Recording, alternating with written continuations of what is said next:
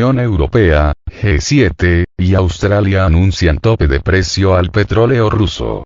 Los países de la Unión Europea, el G7, y Australia han impuesto un precio límite al petróleo de Rusia para mantener el flujo del hidrocarburo y limitarle ingresos.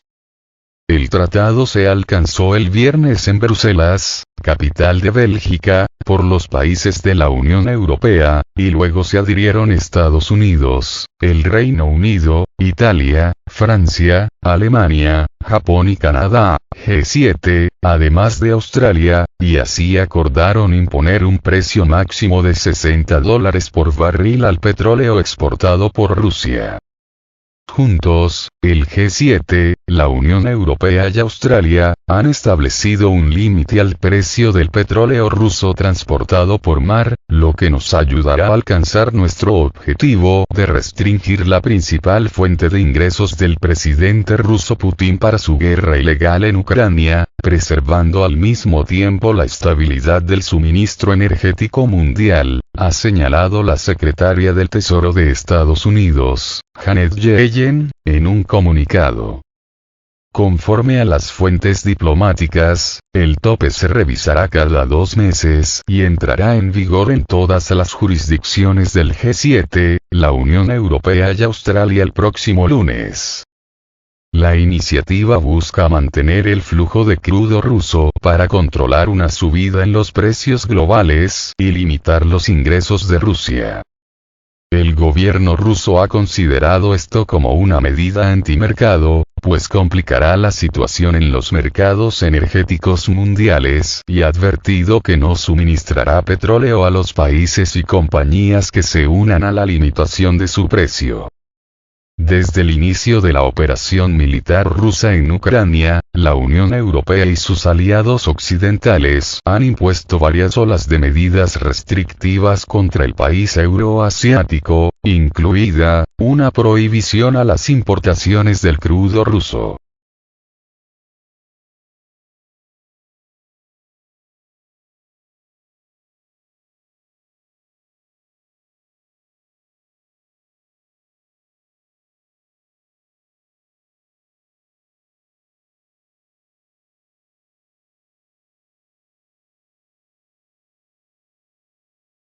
Alemania pide volver a la paz que había en Europa antes del conflicto en Ucrania. El canciller alemán, Olaf Scholz, sugirió que el continente europeo debería volver al orden de paz que imperaba antes de que se desatara el conflicto entre Kiev y Moscú. Scholz afirmó que sería deseable que Europa retome los acuerdos de seguridad que se alcanzaron con Rusia durante y después de la Guerra Fría. Durante la Conferencia de Seguridad de Berlín, a la que también acudió el secretario general de la Organización del Tratado del Atlántico Norte, OTAN, Jens Stoltenberg, el canciller alemán insistió en que su país continuará con el apoyo financiero y militar a Ucrania. Tenemos que volver a los acuerdos que tuvimos en las últimas décadas y que fueron la base del orden de paz y seguridad en Europa, afirmó Olaf Scholz, en momentos en que el conflicto en Ucrania ha provocado una serie de afectaciones económicas en la Unión Europea, entre ellas el alza de precios de los combustibles. En medio de una crisis energética y niveles de inflación récord en la economía alemana, Scholz reiteró que la paz es posible a casi 10 meses de que comenzaron las tensiones entre Rusia y Ucrania. Podemos volver a un orden de paz que funcionó y hacerlo seguro de nuevo si hay voluntad en Rusia de volver a este orden de paz, dijo el canciller de Alemania.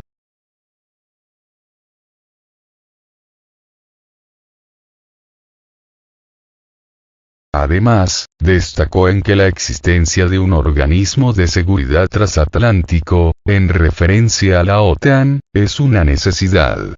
En ese sentido, apuntó que las obligaciones establecidas en la alianza, sobre todo la asistencia mutua, se deben cumplir sin ningún tipo de restricción.